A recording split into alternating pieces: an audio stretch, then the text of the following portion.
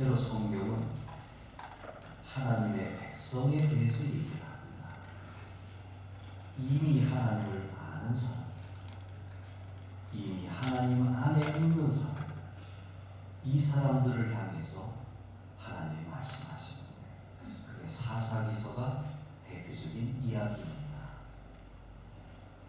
하나님은 이스라엘을 새롭게 만들기 위해서 이들에게 고난을 주신다 하는 것이 사사기서의 핵심적인 말씀입니다. 어느 정도로 하나님의 백성이 하나님을 떠나갑니다. 100% 떠나갑니다. 한 사람도 하나님을 찾지 않는 사람, 이러한 사람들이 살기 때문에 하나님께서는 극단의 방법으로서 바로 블레셋이라는 주변의 나라를 통해서 쳐들어오게 하시고 고통에 처하게 만듭니다. 또 여기서 핵심이 뭐냐면 이스라엘이 하나님께 부르짖었다 하는 사실입니다. 결국 하나님을 향하여 돌아오게 되는 이 모습 가운데 하나님의 백성을 하나님께서 다스려 나가는 모습을 볼 수가 있습니다. 왜 하나님은 이렇게 이스라엘을 찾아가실까요?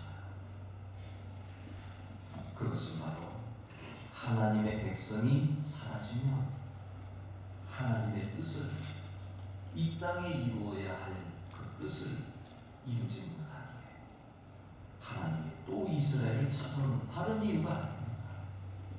오늘 저는 세상 사람이 아니라 했습니다. 하나님의 백성 이스라엘에 대한 얘기를 하겠습니다. 그들이 다 하나님을 떠나갔습니다. 근데 하나님 왜 또 찾아오죠? 그것은 아브라함부터 시작됐죠.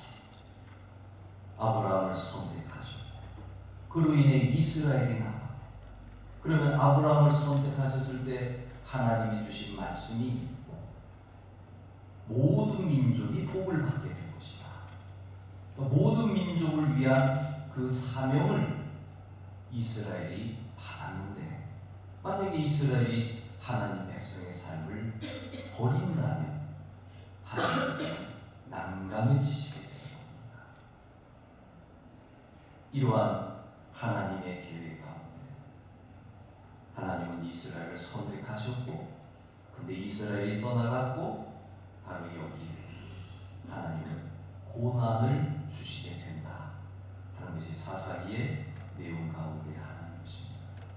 그냥 내버려 두지 않았다. 사랑하시기 때문에 너는 내 아들이다. 너희는 내 백성이다. 그렇기 때문에 하나님은 또 찾아오시고 또 깨닫게 하기 위해서 고난을 통해서 만나게 하는 일을 얘기하시는 것입니다.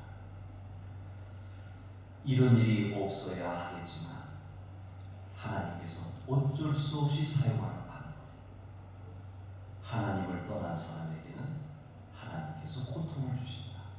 여러분, 고통의 원인은 여러 가지라고 지난 시간에 말씀드렸습니다. 나를 연단하기 위해서 고통을 줄 수도 있고 하나님을 더 가까이 만나게 하기 위해서 고통을 줄 수도 있고 또 깨닫게 하기 위해서 고통을 줄 수도 있고 여러 가지 방법이 있습니다. 사사기의 고통은 하나님의 백성들이 하나님을 다시 찾게 하기 위한 고통이었습니다. 왜요? 인간은 떨어지면 고난 속에 있게 되면 하나님의 백성이라면 하나님을 찾습니다. 나 좀 살려달라 부르짖게 됩니다요. 사사기에서는 그렇게 부르짖는 이스라엘 백성들의 소리가 많이 나오고 있습니다. 문제는 하나님의 백성임에도 불구하고 고통 가운데 하나님을 찾아오지 않는다. 이건 비극입니다. 이건 깨닫지 못합니다. 절망 속으로 끝나버리고 마는 거죠. 그러니 우리는 이러한 고통이 없어야겠지만 만약에 하나님의 뜻이 있어서 나에게 주시는 고통이라면 깊이 생각해봐야 거기에는 환영으로 끝나지 않습니다. 찾아오니까 어떡합니까? 하나님께 부르짖으니까 어떻게 합니까? 하나님이 또 살려주십니다. 또 그들을 축복하십니다. 우리 하나님은 구원의 역사를 이루어 나가시는 모든 과정에 이렇게 섭리하시고 관계하시고 일을 만들어 나가십니다. 그러니까 그리스도인이라면 마음을 단단히 먹고 하나님을 더 가까이 하고 하나님이 나를 통해서 뭔가 이루실 일이 있는지 없는지 생각하고 하나님 중심으로 나아가고 넘어지지 말고 좌절하지 말고 힘들어하지 말고 지금도 나를 살려주셨다면 지금도 나를 이 자리에 불러주셨다면 하나님을 든든히 믿고 하나님을 의지하는 가운데 하나님의 뜻을 발견해야 할 것입니다. 그렇게 나가야지. 언제까지 좌절하고 언제까지 쓰러지고 언제까지 연약한 모습으로 하나님을 대면하려고 하는 것입니다. 이왕이면 멋있는 그리스도인이 되어야 되지 않겠습니까? 이왕이면 하나님이 칭찬하는 그리스도인이 되어야 되지 않겠습니까? 너 참 멋있다 라고 얘기할 수 있는 그리스도인으로 세워져야 되지 않겠습니까? 여러분, 이 아침에 연약함을 던져버리시기 바랍니다. 하나님은 사명이 있는 한 죽이지 아니십니다. 하나님은 날 사용하고자 하실 때 능력을 주십니다. 힘을 주십니다. 어떤 사람에게 능력을 주십니까? 하나님을 의지하고 하나님 붙잡고 하나님 안에 살아갈 때 하나님 능력까지 일어나게 하시는 겁니다. 강건하게 하시는 것입니다. 물질의 복도 부어주시는 것입니다. 건강의 복도 부어주시는 것입니다. 왜요? 내가 너를 사용하고 싶어. 연약한 마음을 던져버리시기 바랍니다. 인간은 무너질 때 비로소 눈을 들어 하나님을 찾게 된다. 어쩔 수 없는 거죠. 내가 하나님을 잊어버렸을 때 그렇게 하나님이 만드는 방법이라고 하니까 한 사람이 오랫동안 하나님 없이 살았습니다. 어떻게 하나님 없이 살았을까요? 일이 잘 됐습니다. 예배 빠져도 괜찮아요. 그냥 일이 술술 풀렸습니다. 사귀는 사람도 많았고 사업도 잘 됐고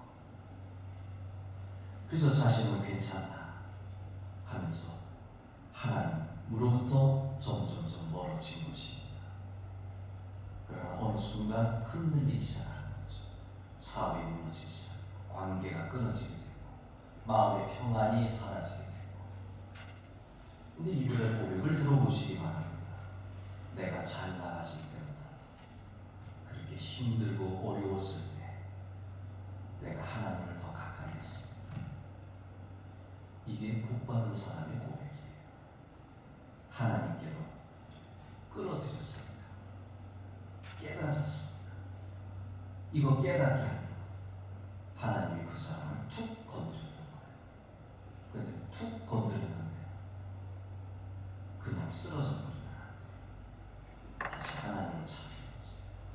어떤 방법을 하는지 하나님을 만나야죠. 하나님이 길을 열어주시는 겁니다. 이스라엘이 블레셋의 압제 아래 신음하고 있을 때 자, 하나님은 구원의 방법을 마련하십니다. 한 사람을 준비하십니다. 그게 삼손이에요. 삼손은 나시린이라 했습니다. 구별된 사람. 그의 어머니도 삼손을 잉태했을 때 포도주를 마시지 않았습니다. 구별된 사람으로 준비됐습니다. 여러분, 처녀 때 담배 많이 피우면 그게 나중에 결혼해서 아기를 가졌을 때 영향을 준다는 것을 의사들이 얘기하더라고요. 사람은 그렇게 뭔가 영향이 있는 거예요. 내가 잘못된 습관을 가지고 있다면 이 습관으로 인해 언제나 그게 영향이 오는 거예요. 구별된 사람, 삼손을 잉태했을 때 그 어머니는 구별된 음식을 먹었습니다. 그리고 삼손이 태어났을 때 역시 삼손은 나시린이 되었기 때문에 구별된 삶을 살아가야 했습니다. 그런데 어떻게 어떻게 됐습니까? 그에겐 특별히 사사라는 직분을 하나님께서 부여하셨는데, 구원자, 이제 블레셋 백성들이 이스라엘 백성들을 억압하고 힘들게 하는 가운데 하나님이 한 사람 삼손을 준비하셔서 내가 너를 구원자로 삼을 것이다. 쇼페트, 구원자로 삼을 것이다. 근데 삼손이 이 사명을 망각해버린 거예요. 그가 얼마나 힘이 셌습니까? 얼마나 대단한 능력이 있었습니까? 사자의 입을 찢을 정도로 그의 능력은 타고난 겁니다. 하나님께서 그를 사용하시기 전에 능력까지 부여주셨습니다. 오늘 본문에 또 무슨 능력을 부여주셨습니까? 여호와의 영이 그에게 임했다. 육체적으로 능력이 있었습니다. 영적으로 능력이 있었습니다. 대단하지 않습니다. 그럼 이제 주님에게 잘 쓰임을 받으면 되는 일이 중요한데, 그가 어떻게 합니까? 블레셋 여자를 좋아합니다. 여자의 눈이 멀어지기 시작. 소명을 잊어버립니다. 하나님이 나를 부르셨다는 걸 깜빡합니다. 나시린으로 구별되었다는 걸 깜빡합니다. 이렇게 그의 마음이 하나님으로부터 멀어지게 되고 점점점 여자에게 빠져들어가는 그러한 모습 가운데 그는 참으로 비참한 인생이 되고 마는 것입니다.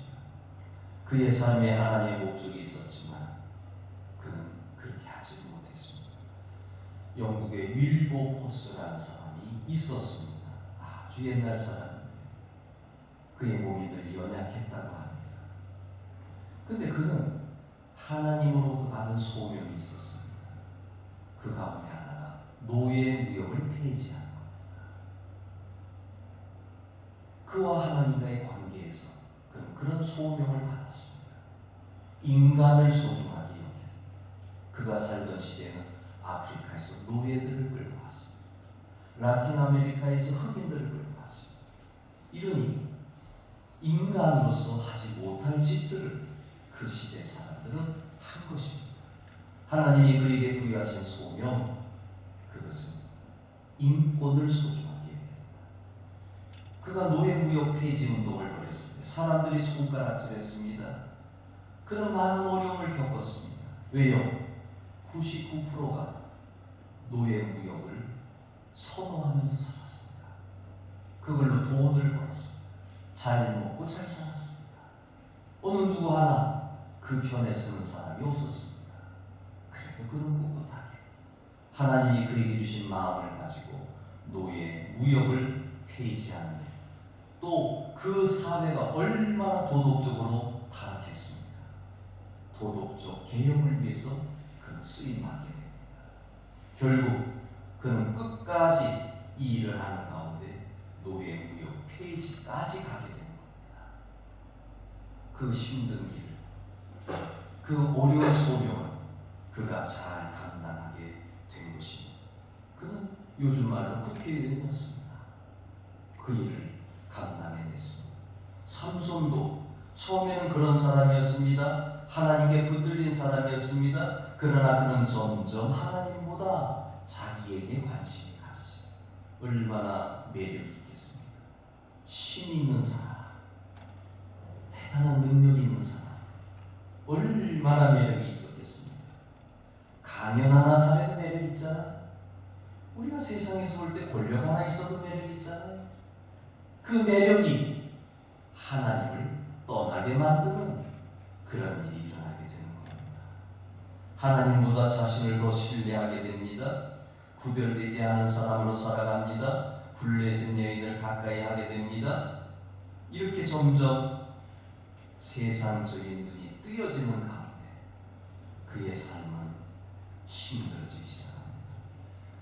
그 결과는 어떻습니까? 사사기 16장 20절에 여호와께서 이미 자기를 떠나신 줄을 깨닫지 못하였더라. 하나님조차 떠나는 것이었어요. 이게 비극인 거예요. 우리는 그리스도인으로 이 땅에 살아가면서 봉사한다고 얘기합니다. 주의를 한다고 얘기합니다. 그런데 한 가지 하나님 이 아침에 질문합니다. 하나님과의 관계는 어떻습니까? 하나님과의 관계는 어떻습니까? 겉으로 보기에는 아무것도 아니에요. 그러나 하나님과의 관계에 있어서 하나님과 함께하지 않는 사람은 여호와의 영이 떠나 하나님이 함께하지 않는 것, 이게 꼭대기잖아요. 우리는 세상 사람들을 욕할 필요가 없습니다. 하나님께서 원하시는 것은 하나님의 백성에 대한 얘기예요. 그리스도인에 대한 얘기예요. 사도 바울이 설교할 때 세상 사람들을 비판하지 않았습니다. 잘 기억하시기 바랍니다. 세상의 종교에 대해서 비판하지 않았습니다. 그는 누구에게 대해 얘기했습니까? 그리스도인들을 향하여 얘기했습니다.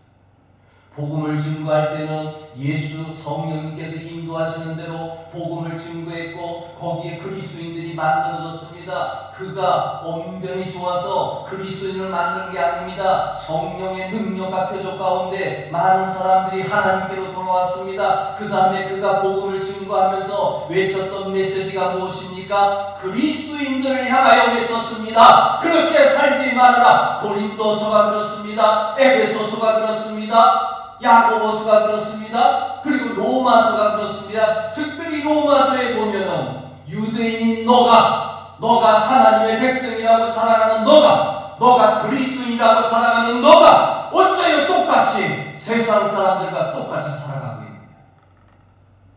우리 그리스도인이 중요하게 생각해야 할 것은 여호와가 떠나갔느냐, 여호와가 지금도 나와 함께하고 있느냐, 여기에 중요한 생각을 가져야 됩니다. 세상의 성공, 세상에서 잘 사는 것, 이거 중요하지 않습니다. 그리스도인에게 우선적으로 중요한 것은 여호와가 지금 나와 함께합니다. 이게 사도선에게 나타나는 거예요. 세상으로 빠져들어 구별된 모습에서 사라지고 여호와가 떠나가버리고 껍데기만 하나님께 쓰임받기 위해서 태어난 사람, 하나님이 자기를 떠난 줄도 알지 못할 정도 그렇게 죄악 가운데 살아가는 사람. 여러분, 자동차는 겉모습이 멀쩡합니다. 근데 그것이 홍수 때 물에 잠긴 자동차, 물이 거치 깨끗해. 그 자동차는 썩어져 들어가요. 우리 성도의 삶이 그렇습니다. 하나님이 떠나가면 아무리 겉이 멀쩡해도 소용없다는 게 우리는 조심해야 됩니다. 직분에 익숙하고 신앙의 언어에 익숙하고 봉사하는 데 익숙하고 주의를 하는데 열심히라고 얘기하는, 만약에 하나님을 가까이 하지 않는 가운데 하는 일이라면 그것은 심각한 문제가 되는 것입니다. 구별된 사람, 선택된 사람, 하나님이 특별히 모태에서부터 선택한 사람, 이건 특권이 아닙니다. 사명주의, 사명. 내가 그리스도인이 된 것은 사명이다. 아브라함을 선택했다. 아브라함 한 사람만 잘 살게 하기 위한 것이 아니라 모든 민족을 잘 되게 하기 위해서 그렇게 선택된 거야. 우리는 주님의 은혜의 통로예요. 내가 이 통로를 막아버리면 주님의 은혜를 어떻게 전달하겠습니까? 그렇게 늘 조심스러워. 존 스토트는 이렇게 말했죠. 위대한 복음주의자였습니다. 지금은 세상에 없죠. 한 세대 위대한 복음주의자로 살았던 존 스토트. 우리는 자신을 위해 살도록 부름받은 것이 아니라 하나님의 영광과 다른 사람의 유익을 위해 부름받았습니다. 많은 사람들이, 심지어 목사까지도 이 소명을 잃어버려요. 나 혼자 잘 살겠다. 발버둥 치는 사람들이 나온다니까요. 이 소명을 놓쳐버리고 삼손처럼 하나님이 떠난 삼손처럼 나는 이렇게 멋있는 사람, 나는 목사인데요, 나는 선교사인데요, 나는 교수인데요. 그거 아무 소용없어요. 내 안에 여호와가 계시느냐 안 계시느냐, 이게 중요한 거예요. 요한계시록 보면 생명책에 그 이름이 기록되어는 안 돼요. 그게 중요하잖아요. 내 옷이 시계에 씻겨졌느냐, 그게 중요한 거잖아요. 하나님이 없는 그리스도인, 그런 말자도.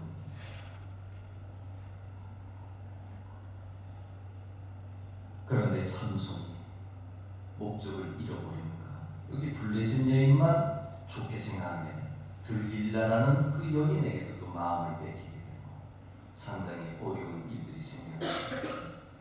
우리 사람의 타락은 내부 욕망 때문에 이게 시작이 되는 거예요.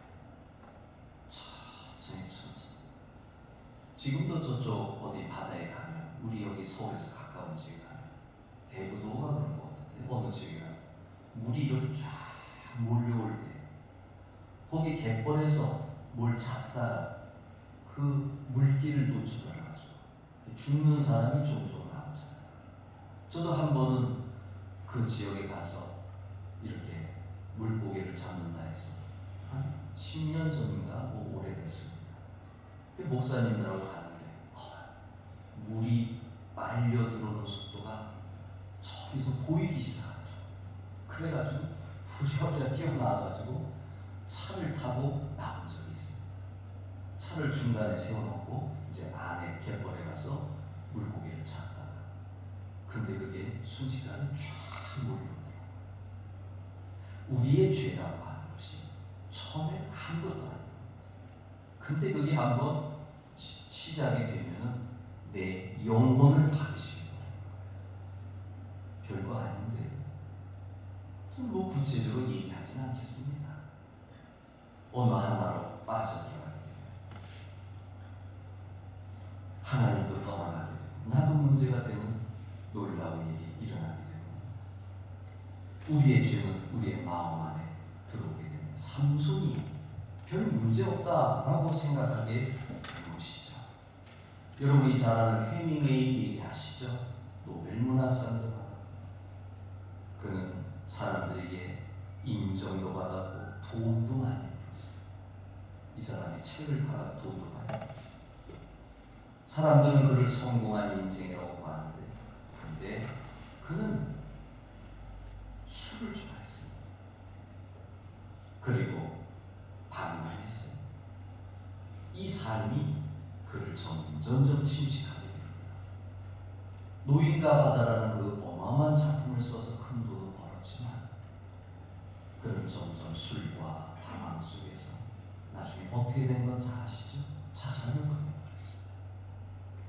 허무하죠. 그렇지 않을 것 같아요. 이게 마음이 정다. 잘못된 마음이 시작되면 이렇게 되는 겁니다.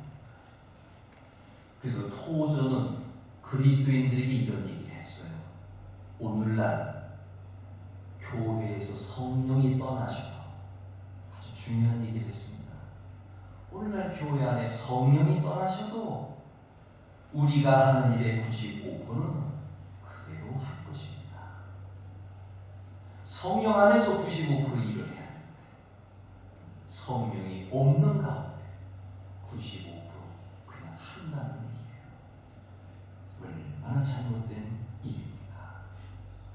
하나님께서는 우리에게 소명도 주시고 능력도 주시는데, 하나님이 떠나간 가운데 이루어지는 일이기에 우리에게 상당히 의미를 주는, 그러기에 오늘 이 아침에 하나님이 우리에게 주시는 말씀은 너희 안에 예수의 영이 살아있느냐, 너희 안에 예수의 영과 함께 살아가느냐, 이걸 우리에게 말씀하십니다.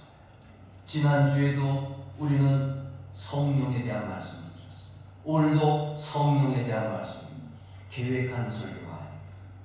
저는 창세기부터 이제 쭉 써내려가고 있는데, 지난주에 성령에 대한 말씀이었어요. 오늘도 성령에 대한 말씀입니다. 내 안에 영이 있어야 돼요. 주의 영이 있어야 돼요. 그 살아있는 사람이에요. 삼손은 사람들이 볼 때는, 겉으로 볼 때는 여전히 삼손처럼 보였겠지만 하나님의 임재가 떠난 모습이 그에게 나타났습니다. 자, 이제 삼손이 욕망에 붙들린 가운데 어떻게 됩니까? 붙잡힙니다. 사로잡힙니다. 눈을 뽑아 머리가 잘려지게, 그리고 맷돌을 돌리게 됩니다. 비천해집니다. 힘도 없어. 하나님도 떠나갔어. 그러면 다 끝났다고 생각하잖아요. 여러분, 지금도 기회는 있습니다. 그 기회는 다시 하나님께로 오면 됩니다. 이게 복음입니다. 또 한 번의 기회, 1000번의 기회, 10,000번의 기회, 무궁무진한 기회가 우리에게 있는 거예요. 이게 하나님의 방법이에요. 하나님은 그 방법, 그래서 십자가 사건을 이루신 거예요. 인간은 거기서 어디니까. 그래서 돌아올 길을 마련해 주신 거예요. 돌아오라. 나에게로 돌아오라. 저기 장대에 매달린 뱀을 쳐다보라. 느보산에서 하나님 말씀하시죠. 쳐다보기만 해. 살려줄게. 근데 사람의 마음이 얼마나 완악한지 안 쳐다봐요. 병에 걸려서 죽는데도 안 쳐다봐요. 얼마나 사람의 마음이 폐역합니까? 쳐다본 자는 은혜를 받게 됩니다. 이게 복음입니다. 내 마음만 열려줄 수 있다. 자, 이제 마지막 말씀. 삼손이 비극으로 끝납니까? 아니에요. 그가 절망에 떨어져 보니까 자기의 소명을 생각해요. 맷돌을 돌리면서 아무것도 보이지 않는다. 자기가 받은 소명이 떠오르기 시작하는 거예요.